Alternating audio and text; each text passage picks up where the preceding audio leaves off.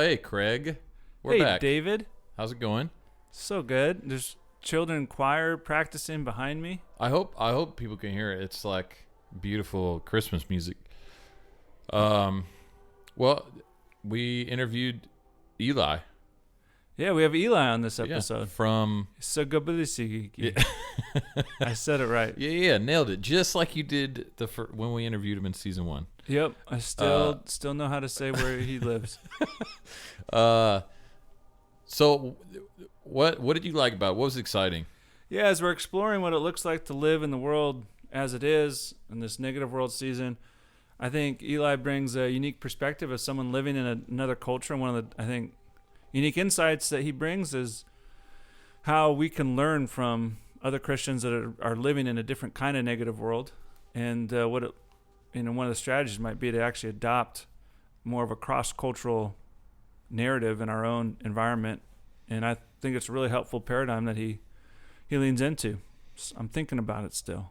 Yeah, that's the cross-cultural paradigm and thinking through and thinking about negative world as being a Christian involved in another culture is actually an interesting way to go about it. So I thought that was a helpful thing at the very end, and then kind of throughout the episode, he offers an angle on the whole conversation, which I don't think we're going to get from a bunch of other people. So I thought it was a pretty helpful take on everything. Yeah, very helpful, even where he's wrong. Yeah. Eli, sorry about that. Kind of.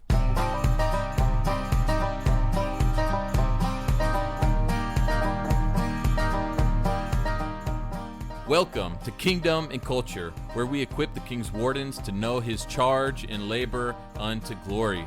I'm David, and with me as always is my co-host Craig, and we interview thinkers and theologians from around the world to explore the themes of faith, culture, and the lordship of Christ.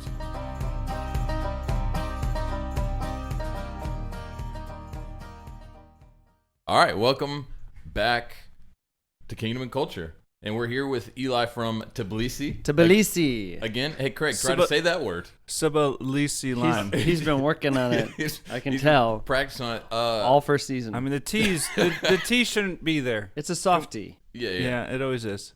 Tbilisi. They actually Tbilisi. Yeah, that's what I said. Yeah. It's like to believe. So, To believe. If our listeners didn't listen to our first season, which I'm sure they definitely did, would you let people know who you are, what you do? Yes, I am Eli, living in Tbilisi with my wife and 6 children.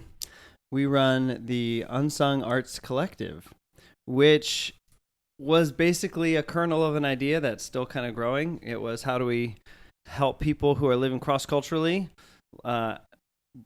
grow their identity as artists and people of faith, and sharing Jesus with the world through all that. So we got a bunch of different stuff going on. We even have a coffee shop. When was that going last time you were here? Maybe you mentioned that in the episode. I've definitely listened to that since we... Thanks, David. Yeah, recorded with you. I listened to it. Yeah. I care. Yeah. So we do. Yeah, we do. But it's good. So we got a coffee shop, and it draws people in. We got a gallery. We have a recording studio, an arts workshop. So we run courses and classes and have some arts exhibitions and do some field recording, bunch of stuff. Awesome. Yeah. And we'll get into this later as well, but before you were there, you've been several other places around the world. So, I mean, my wife and I individually and then together have lived overseas cross-culturally for a long time. Romania.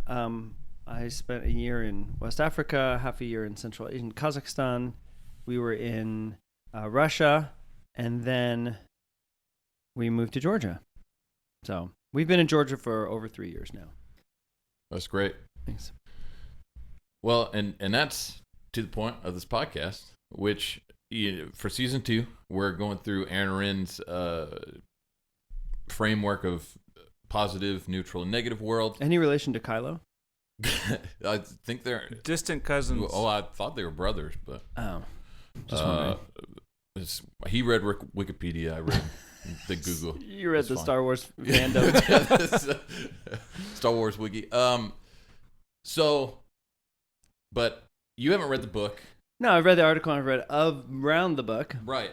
And I think, well, Aaron Renn specifically, he's saying this is about America beginning in the 60s. Yeah. In the book, he really clarifies beginning in the 60s to now. Sure. The U.S. goes through those three things. And so Right. we've kind of taken this negative world idea for the season and broadened it a little bit to living in a culture that is hostile to you as a Christian. It's hostile to Christianity. And so Right. I think that's where, because of the places you've lived and things that you've done, Right. you could offer some helpful insight into that sort of thing. Maybe. We'll see. We will see. We'll see how good your coffee is. See if it does its trick. And so you've read the article, you said. Yeah. So how well do you think his idea of negative world can track on to other cultures that are hostile to Christianity? Yeah. I mean, that's a pretty big question, and I certainly have a very narrow experience related to that. But when it maybe compared to a lot of our American friends and neighbors, yeah, we have more cross-cultural living experience. I mean, I think Renn's article is pretty brilliant in its descriptive power, and I think that probably is how, like, why it gained so much traction is I think it put a really clean and simple and true description on something that people are really feeling, right? And it's like, well, anytime you do that, when you bring a model or a framework that helps people make sense of their experience, that's a really good thing. So I appreciate it for that, and I think that is very powerful in doing that. My impression, you kind of alluded to this, but he said this. I do think it is uniquely an American framework. Mm-hmm. I mean, I really think it reflects the American Christian experience, and it does that very well.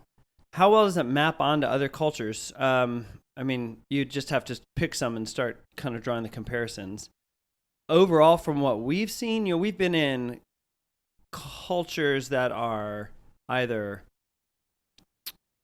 we've been in Orthodox cultures in Eastern Europe and in Russia. So the majority religion and religious power is with Orthodoxy. We've been in Muslim majority regions where it's top to bottom Islamic society. And so in both of those, Christians who are Protestant or downstream of Reformation or evangelical, however they identify, maybe we'd say really Bible-believing Christians in a sense, are in the minority. I think the idea of negative world really makes sense in relation to positive world, and most of the Christians we've been around never had anything like a positive world experience or expectation.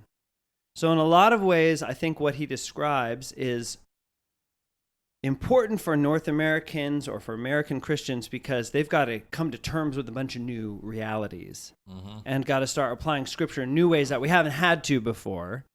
In a sense, it feels a little bit like put on your big boy pants. It's like, yeah, this is actually very germane to much of the church's experience around the world now and in history. So it's not that his model is wrong or off or anything, but it's like, I think it's a little bit obvious to a lot of the Christians we know and have worked with. It's like, well, yeah, why would you expect anything other than a negative world?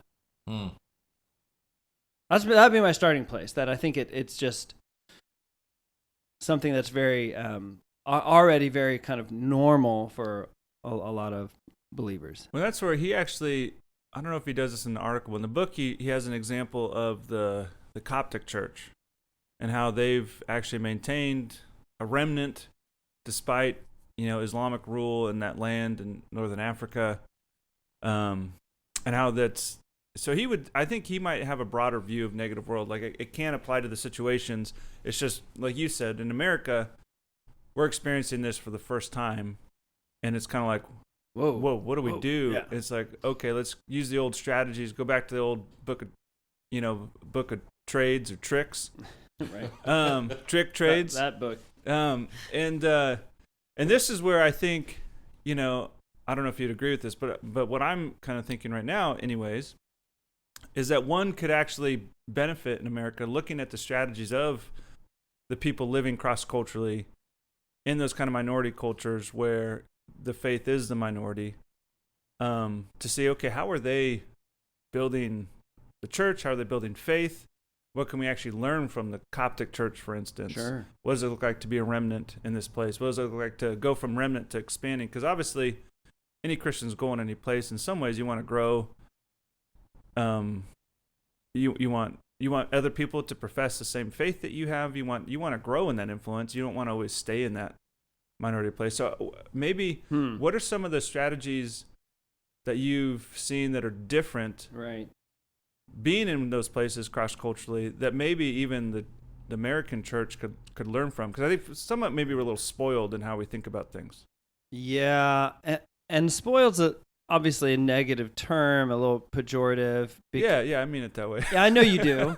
And maybe there's a better way to say it. Well, I would say privileged. Yeah, Blessed. That's what hashtag blessed, right? Hashtag. Because I think that it's a little bit like, if you say spoiled, it's sort of like poo-poo on your desire for positive world. Yeah, no, that's a good point. And I retract that statement. There's Stricken a place. from the There record. is a place for that. Like there is an aspect that's spoiled, but I think I see it more neutrally, just in terms of like it was positive and now it is negative, and it is. Right. And I think even the word negative world, it has a couple. I see a couple dangers, or and probably Renn and others. I'm sure others have seen this and maybe even talked about it. But like, one is if it's negative, it's bad. Right. And so one danger is that it would orient or cause the American church to orient towards society in a defensive posture at its core. Whereas before, its guard was down, the church's guard was down. It was, we have an ease of living here and expressing ourselves and having a sense of social capital or power or whatever. Right. And now we don't, and so now it's bad, negative.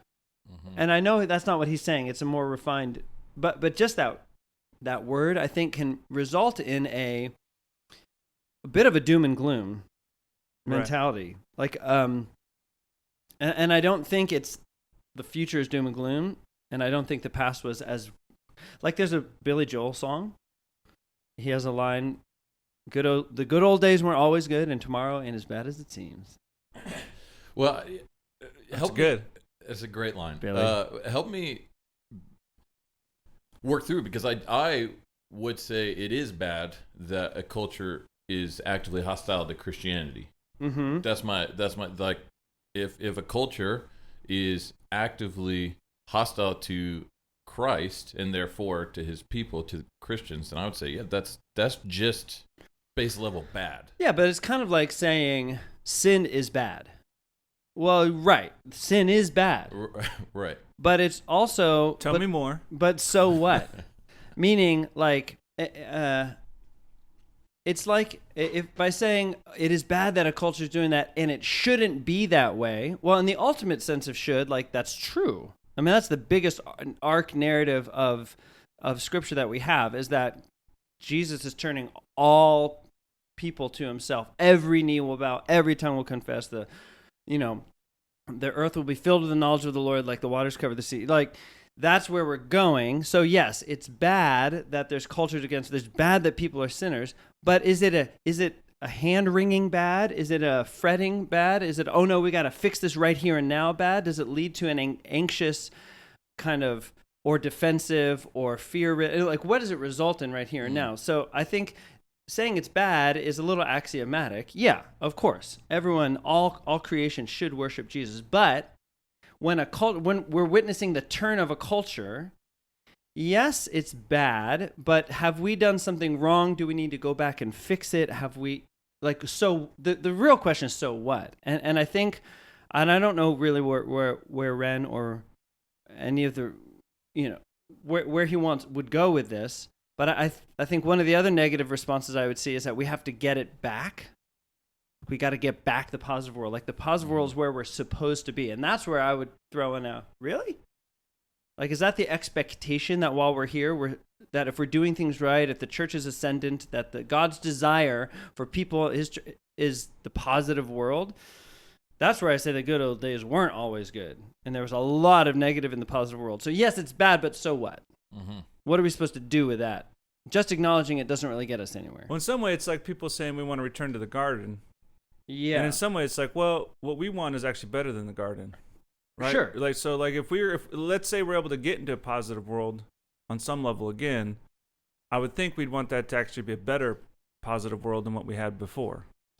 Because I would say, I guess, I don't know if this is a question, just an argument, but I would think we would want, like culture flourishes when we follow God's, desires, his plan, his laws in this world, and we would long for places in this world to reflect that, to be godly in their laws and their sense of justice and righteousness. And so I think it's a good thing to want those things and to want a positive world. And I think in various ebbs and flows throughout history, you have examples of that are good, but they're never going to be ultimate, of course, this side of eternity when there's still sin around. Is that what you're arguing against? I guess I'm saying if there's a sense in which people feel that if they're not in the positive world, something has gone wrong and they're unable to do all that God calls and requires and wants them to do. Like, it doesn't limit us because... It doesn't limit us at all. Well, it's like positive or negative world, we're still called to the same thing. Or we can acknowledge that, but I think there can be an underlying sense of powerlessness or lack of agency, or the bad version, that would be an excuse, So, like the persecuted church, say in China, for example, you have examples of an American pastor comes and so people travel on train for 12 hours to sit on a floor for 3 days to listen to a guy teach because he's from America, right? Mm-hmm. And he's like, does anyone have a Bible? And they just stand up and recite the passage because they've got it memorized because they're under the gun for generations as a church, and this is how they've had to live. Is it objectively good? No, we don't want that. It's like any relation to suffering. We don't want that for the Chinese church. But in God's wisdom, in God's providence, look what it's produced. And so when that church says, "Oh, we wish we were like America," like, actually, really, we sit still for maybe 40 minutes. Do you know what I'm saying? Yeah. Like, you compare the actual results and you zoom out and say, no, I'm not asking, so when you pray for patience or pray for whatever, it's like, no, I'm not asking for pain in my life, but I know that God works through that. And so I rejoice in that and I move ahead through it. And I'm thankful in the midst of it. Mm-hmm. And I guess, and maybe this is a straw man, but I think by calling it negative world and thinking like, oh, look where we've fallen from, our focus doesn't become living faithfully for the kingdom here and now, whatever the situation. It becomes scrambling around with worldly arrangements to get a sense of positive world back. Right. And I think that's a major, major error. And probably you guys do too. So back to your question, like, how do other churches overseas that I've seen, deal with that?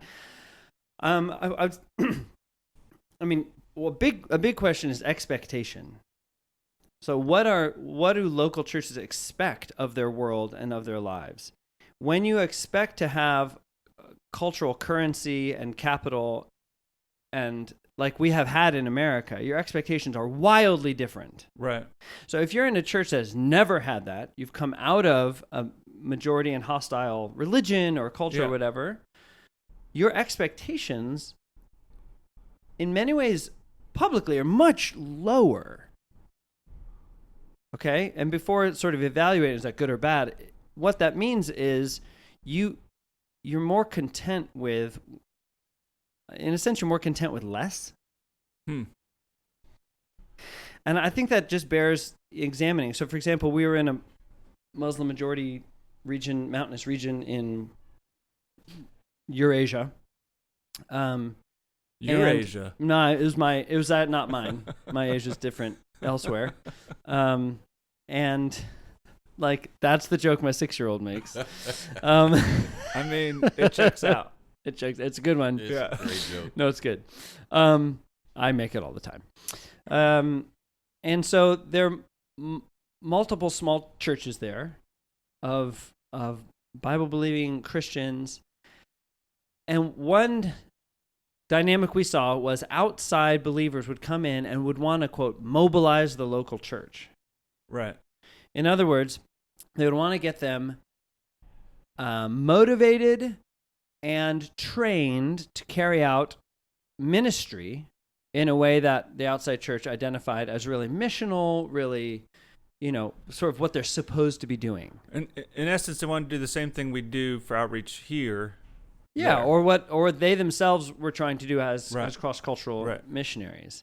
And I saw two things happen a lot, and I've seen this, I guess, in multiple places. One, their trainings and the investment were received with thankfulness and wide open arms, right? Like the church was like, wow, thank you. Yeah, we want to come to this training. And the results have been so minimal in terms of local believers acting like Western believers in their context. I don't have a grand conclusion from that, but I did see like these believers are negotiating an existence and identity with husbands, children, parents, grandparents, neighborhoods, where they are so vastly out of step with their culture that they're like forging all the time, like high heat, high pressure, forging their existence and their identity. It's not given to them in any way, and that takes so much energy and so much work and attention and focus. Like, wow, maybe they're being totally faithful when we might come in and say, oh, you need to work for this idea of positive world and change the institutions, whatever. And that is like, barring massive miraculous change, like not in the cards. So that's where I come in and just say, like, I'm wary that positive world would be taken as the norm or the normative thing that we should, while acknowledging that it is a good thing and we long for it, we take advantage of it. Right. What does that mean for the local church? So my No, that's summarized fair. answer is I found churches were acting very locally. Right. Being as faithful as they could be very locally. Some of them had little schools. So it kind of narrows your focus. It narrows your focus. Yeah. And maybe that's true. I don't want to just ramble, but like maybe there's something to, okay. I mean, that's what podcasts are. In 100 years, they'll be in a different place, Lord willing, and then they'll have new questions and new opportunities, and then this might, like, maybe it's just not the right time for that question and conversation. Yeah. Well, and I mean, if anything, I think sometimes if someone says, what do you want to do with your life? I'm going to change the world. It's like, well, you're not going to change the world. But what you could change is like, my family. Right. Like maybe my family's got a history of divorce or whatever, and I'm going to be the one that stops Right. and breaks that thing. I'm going to focus local on it. The most localized influence we have is, of course, the local family. Yes. And what is a church but a collection of families? What is a community? A collection of family, And that's where I would go with this, is that, like, in terms of how does a church orient to a negative world, I do think, and this I have seen in places where churches are either persecuted or minority, there should be a big emphasis on the family, a redoubled emphasis on the family as the kernel and core of it's like I like to say, be the change you want to see in the world. I've heard you say that. Yeah, I came up with that. Yeah, That was- man. Yeah. You should No, but I'm copyright that or something. I mean, I'm being, sardonic, but sardonic. that is a little bit of a Don't know what that means. yeah. You guys, But definition for our listeners. that's a please? free one. Yeah. It's like a Sardine. It's like a sardine with a Trapped in a can. harmonic. It's like a really angry, ironic sardonic. You were like really angry right No, there? not angry, like Oh. like biting. I don't. Yeah. A sarcastic irony. I like it. That's a good definition. Someone right now is like, no, wrong. Fools. Yeah. So I was trying to finish the thought. Be the change. So like, there's a renewed emphasis on family and on local church. Yeah, that's a summary there. Well, I think that's great. Can I go back and ask some questions about a couple things you said before?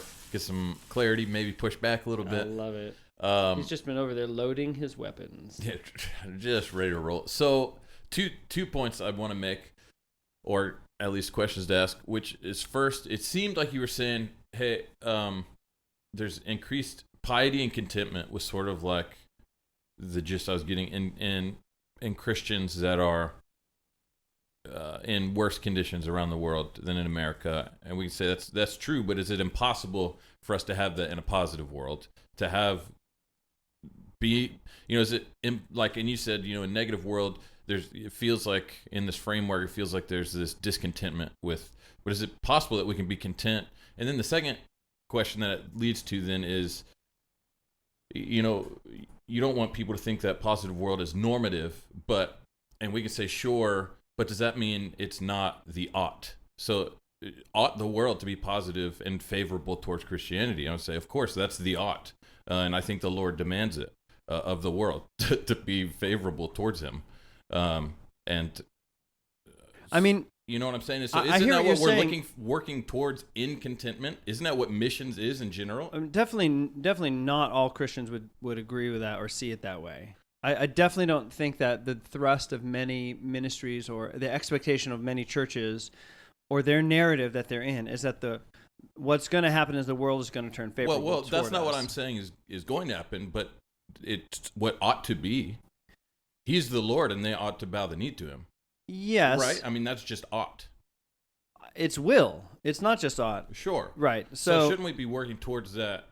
Well, that's the point that I don't see borne out in a lot of congregations, for better or for worse, or a lot of should be, will be.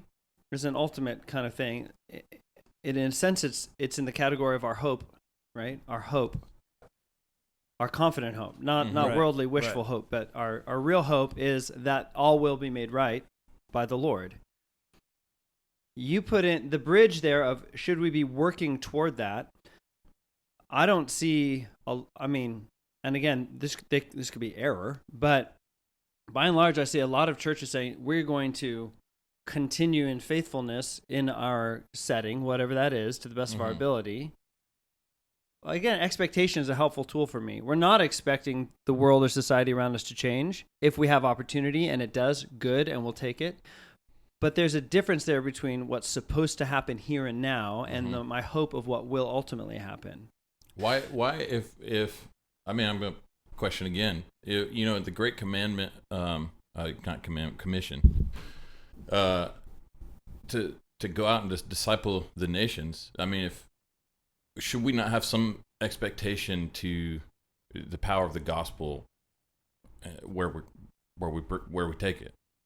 Where which I guess the argument would be if the nations are being discipled, then obviously that's going to impact the culture and the laws and the rulers and everything else. Yeah. I mean, I don't take issue with that. I think I was seeing some of this in 1 Peter recently, and I think that you could pull out a bit of a model here. I know 1 Peter's talking about and I was talking actually with my kids about this because we don't let people use scripture in 1 Peter 3. Only we use scripture. Yeah. Who let him in here with that? Did he just pull out a Bible?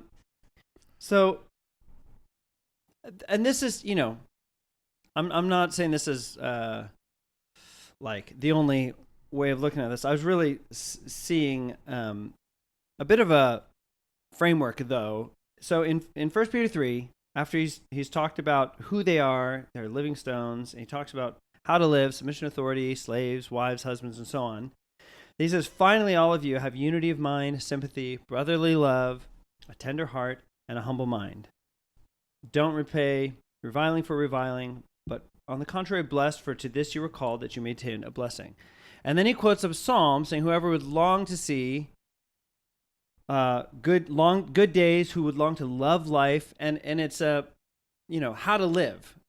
And so in a sense he's describing, like, this is who you are. This is what is the DNA of a church or a family. This is a good summary. These 5 things, like brotherly love, tender hearts, like be this, and this is who God wants you to be.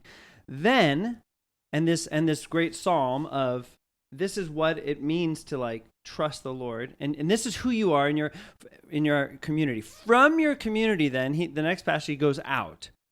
So now, who is there to harm you if you're zealous for what is good? So he's giving courage. Like, Right. you go out from this identity. You've established this new creation. It's the truest thing about you. The truest thing about you, and it's embodied in your family, around the table, and in your church, because he's talking to believers. Then you go out unafraid. So what's the attitude? It's unafraid. And then he deals with suffering very directly. You go out, you put sin away. Arm yourselves with the same way of thinking as Christ. To live for the rest of the time in the flesh, no longer for human passions, but for the will of God. So, like, your singular focus is to live for the will of God. You go out, and then you might suffer. And he's very, it's like maybe yes, maybe no. What he doesn't do is say, your goal is to create a society where suffering is low. He's saying, if you suffer, then suffer well. And whoever suffers according to God's will, let him entrust his soul to a faithful creator while doing good.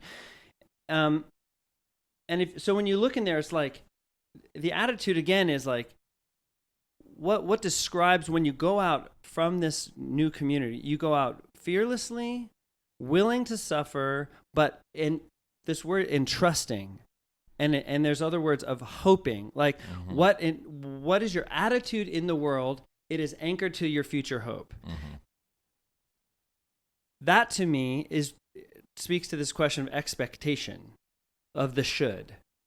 We know what will happen because Christ will do it, but what should we be about? I don't see in this or any other places in these epistles, how do you live as believers, that the paradigm, the command is, by discipling the nations, change structures and to make a worldly setting that is more comfortable and more conducive to what? To Christian culture. But Christian faithfulness is totally detached from that. So why? Well, because you have plenty of places where there is zero Christian culture in the larger society, and the church is glorifying God. You know, he's got the martyrs right there under the altar waiting, beheaded. And like they're right at his heart. In other words, in other words, there's not a separation of, the society wasn't with you, so therefore you weren't able to be maximally faithful, right? Like the goal is faithfulness. If society changes, if there's place for that, you take advantage of it. You enjoy it. You're grateful. But when that sun sets, when the weather shifts, nothing is lost for what God has called us to do, I guess. That's the hope is still there. Well, and throughout history, there's obviously, you see the ebbs and flows of that, where, from the early church to the heavy persecution to they're on the margins to, then it becomes more of a majority religion. And then throughout the West, it's been a majority until recently. Right. So you see the ebbs and flows of that. And maybe, I think, faithfulness is always a good spot to land, because at the end of the day, there's only so much we can control. Right. Or even our own fruit, in a way. You can't control it. It's downstream. It's what happens from faithfulness. Just like an apple tree can't help but produce apples. Right. Well, what you can control is the faithfulness of the farmer to make sure it's a healthy apple tree, so you get healthy fruit. Well, but I don't think it's wrong to expect fruit in this world that does transform cultures. Now, there's different arguments on how much our human effort is actually doing the transforming. Obviously, it's always God, but God always uses vice regents. In the Garden of Eden, he used Adam and Eve and Abraham and whatever up until us. So he uses us. We are his vice regents, his people, his body on this earth. Yes. So I don't know that it's wrong to expect that kind of fruit, but we should be patient, and we're not guaranteed immediacy. This is a slow, long process, and that stuff ebbs and flows. But you're right, the faithfulness piece is ultimately the day in, day out, what we're called to, and that doesn't change no matter the tide or the wind. And I think God is glorified when the larger society or institutions or cultural thing, reflect righteousness. Like, I wouldn't argue that at all. Is it grievous that our society is plummeted in terms of behavioral, conformity to God's will? Like, totally grievous. So I'm in agreement with that, and I think and it's a question for me, but it's like how. Just back to your words, Dave. Like the should, like where does the should meet our expectations? And I think the idea that, for what it's worth, from living outside of an American context, the idea that the church should be politically and culturally ascendant, I think, would just seem laughable to a lot of and that doesn't mean that that they're right. Right. Well, okay. I think I'm tracking something where I think faithfulness is important. What you were talking about. I think this negative world model, I don't know that you do. I don't know that you do think faithfulness is my important. My point is that I'm not about faithfulness or personal holiness. I'm not about any of those things. You said it. Live whatever life you want as long as you make the president a Christian. Okay. Awesome. So now that we're clear. Now we're clear. So faithfulness, the negative world model can be used to say, because we're in a negative world, it means you can't be as faithful as you should be in positive world. I don't think that's the point. I think his point is to say it requires faithfulness in different modes. Yeah. Each world requires a different versions of faithfulness. Sure. Your faithfulness looks different. A variety. The strategies and how we live that out in the world are going to look different. So that's one thing. So I think it'd be a helpful just framework for that. Okay, recognizing we're in a negative world is important because it is going to require different things of us.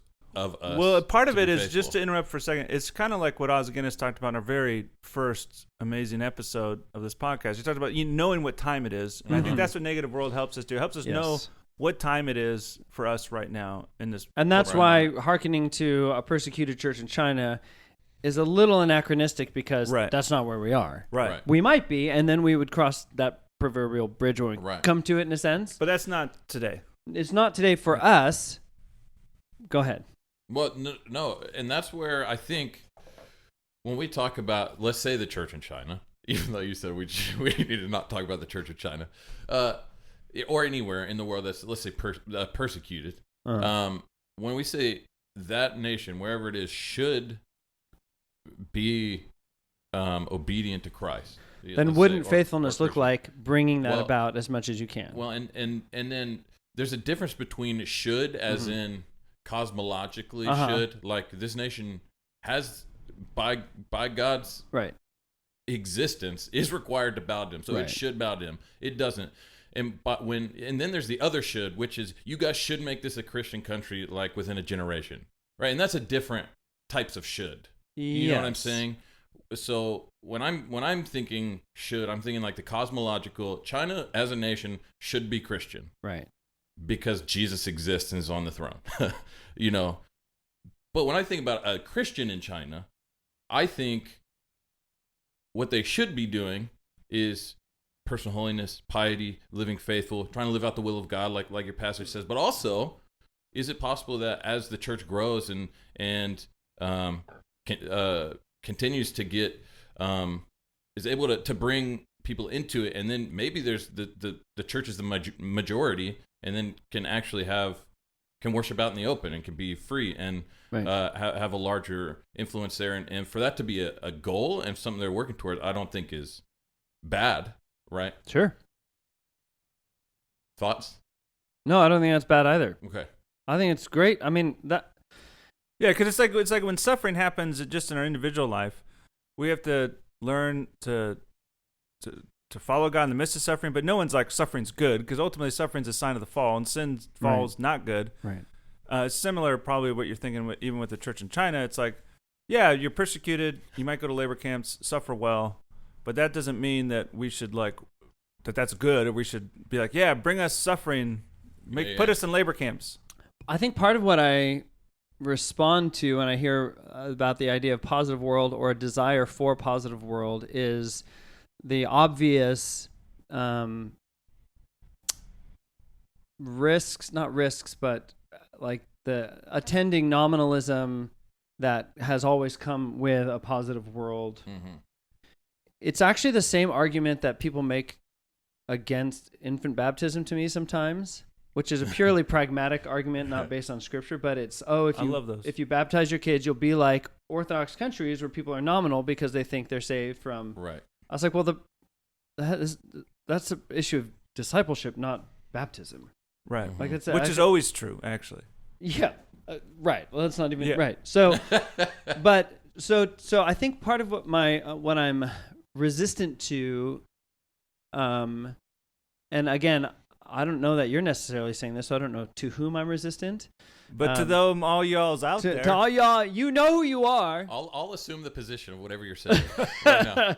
Well, no, because I don't want to just invent something, but I guess I see it politically in our country. Like there's an assumption that positive world is better because, is better for the church. And I just think that needs to be examined. That's a different question from should this be how it is in the world because God is worthy. Right. But what is the actual effect? And there's no really real way to like tally it, but like no question that with either a state church from Constantine or a cultural church from America or anything in between, there's been major fallout. You know, in the last century, you had a church that was in positive world, so to speak, that was rife with sentimentalism, religiosity, hypocrisy, lack of power, lukewarmness, and I think that had such a excoriating effect on some modern minds that it did so much damage to the cause of Christ. So that's well, and it's like where any moment you're in, each moment actually has different dangers. Sure. Different pits to fall in. And just because you're in a positive world doesn't mean that there's not still and I don't think Renn was probably dangers. saying this either. And that's why I quote Billy Joel, Saint Joel. Good old days weren't always good. But that was part of the arguments against the framework too. It's like, wait a minute, like Roe v. Wade happened in positive world. And like all these things happen in your quote positive world. So what's so great about positive world? It's easier. Well, and I don't even think Aaron Renn is like, what does he do? He's not a sociologist. He's something. Sociopath. Sorry, I don't know him. That was a bad joke. Sorry, Aaron, if I didn't meet you. He wasn't trying to actually make claims about good or bad with those things. Good. He's mostly just saying observing that just in the social realm, there was a time when being a Christian got you ahead. There's a time being Christian didn't do anything, and now there's a time where being publicly a Christian actually. So let's adjust and move forward in it. Yeah. Yes. Now, what does that mean for us, and how maybe we behave differently now, and how we engage this world because we're in. So he's just trying to call out. Well, I think that is the most helpful way of using that. At which point, anyone listening to this who's read it is like, that's what we've been saying from the beginning. Most people listen to this. If there is anybody listening to this, haven't read it probably, but maybe they have by now. I mean, this is the whole point. Yes, I'm sure they have. That's the whole point of the season. No, so then they listened to his interview, the first one, and they were like, "Oh, I got to read that book." Yeah, because one of the ways I think about the church today, one of the analogies I use, it's like we're, the poor person that gets rich. You know that if you did that yourself, you're probably going to look at money very differently. Right. Then the inheritance, that person inherited this rich world, and they kind of just wasted. And so that's where maybe like we become like the spoiled kid who squandered. He really thinks we're privileged child who just kind of squandered their inheritance. But you see throughout the history of God's people, So Dorothy Sayers, right, was facing this. Like she in the UK, she wrote about like a lot of her writings in the 30s, 40s, 20s, 30s were tackling that spoiled, enculturated Christian mentality. And so she was this really controversial and subversive person because she was a woman. Her first problem was she was a woman. I mean, that's how it was felt to Christians around her. It's like, why is she talking and smoking cigars and all this stuff? But she wrote plays, and she what's she called? Like stained glass Christianity. This inherited sense that does not. Here's my point. How did she confront that culture? It was with the cross.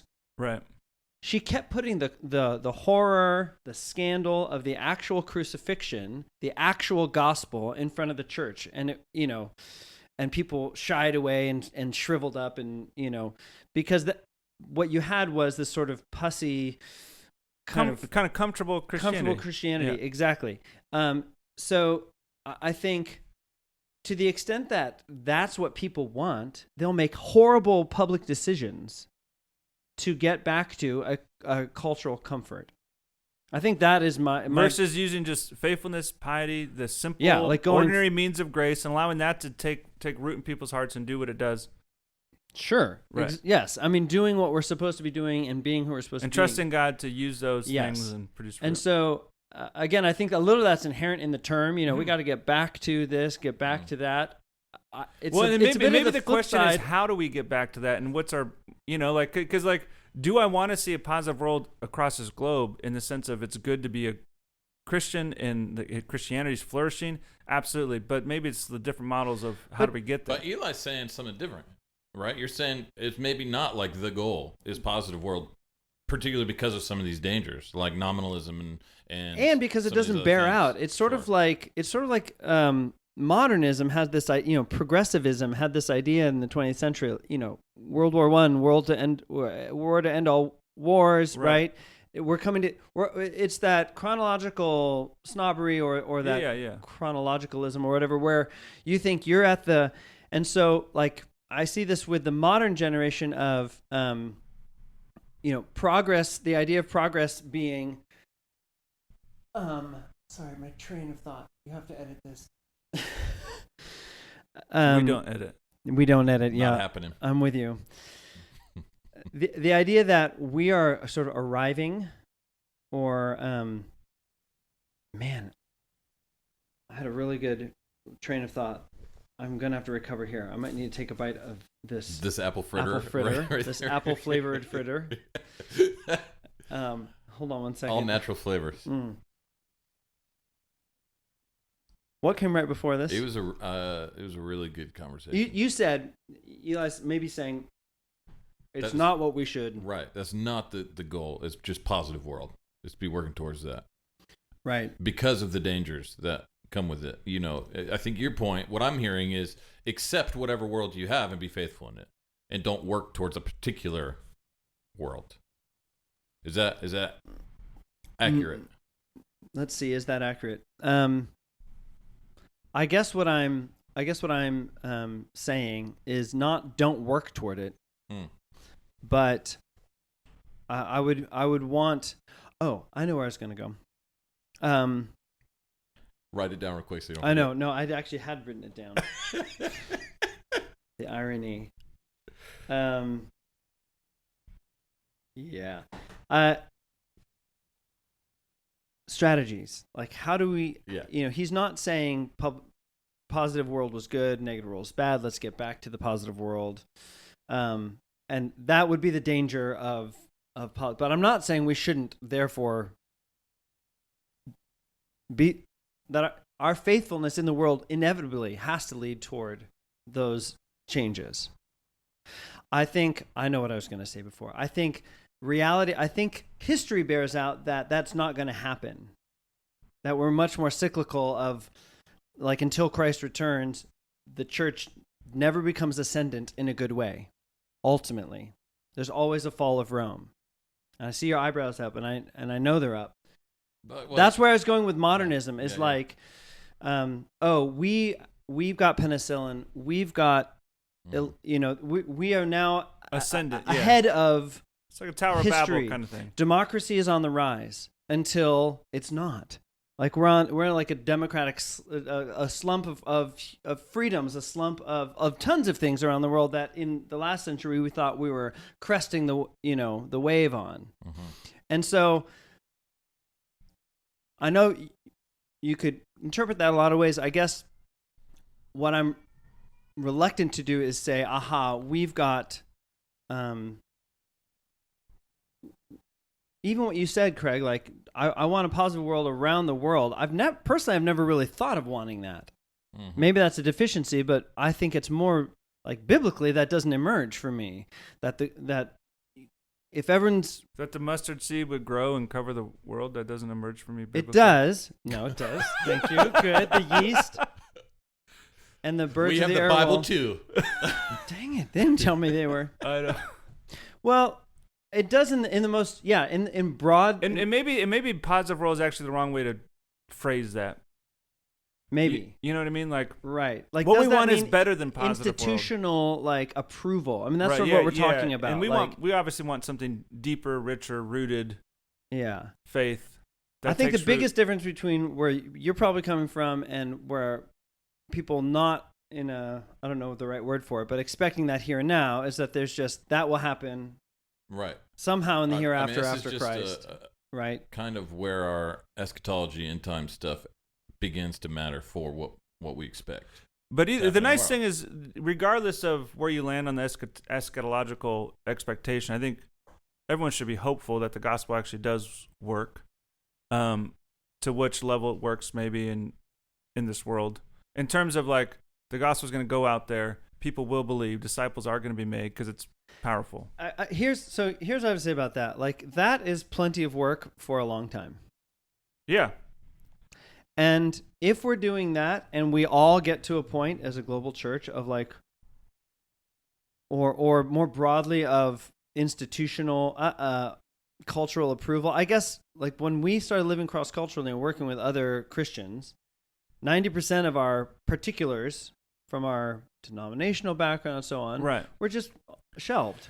Well, and that's what maybe They didn't go away, but they just were Right. not. The main thing was like, we're just trying to get the person of Jesus right. communicated to these people. Okay, well, we have a whole lifetime of work, so let's get to that. Mm-hmm. And maybe that's part of what we can learn. And actually, I think I used this example in a previous interview of like in a more negative world, we have to be maybe part of the strategy shift for the churches. Right now, the churches in America tend to be really siloed off. I'm going to work with people in my tradition, not work with people outside my tradition.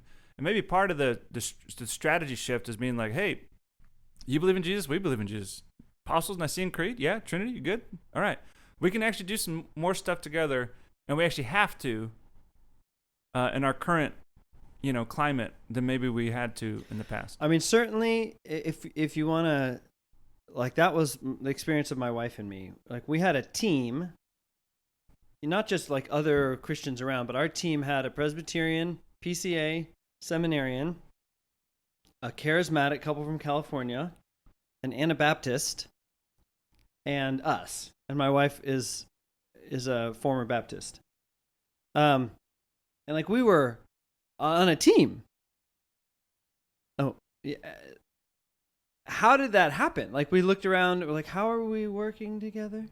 And it's because for the core work of that was so needed of just learning to communicate Christ in a Muslim context.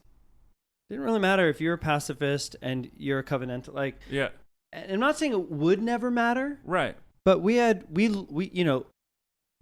would have considered ourselves privileged to have those things matter, meaning we'd gotten to a point. You see what I'm saying? Yeah. So, to your first question, what can we learn from, Yeah. or what would I see from cross-cultural? Yeah. Number one is like what it means to be an outsider. Is a big existential shift for American Christians. Yep.